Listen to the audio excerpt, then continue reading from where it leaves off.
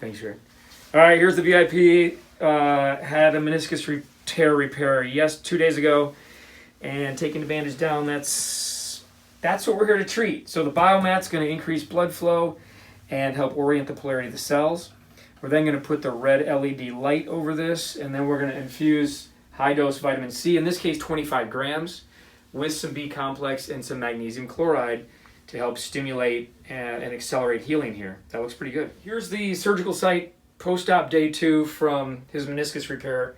He's under the red LED, which in theory should drive blood flow to the surface and help stimulate and improve healing. While the blood flows in that area, we're infusing IV vitamin C, B complex, and magnesium to help stimulate collagen and help things heal. And now I'm going to turn on the BioMat. So that improves his cell polarity for about 20 minutes. He'll sit here and chill out during the infusion, and it should help accelerate healing. This is integrative perioperative care.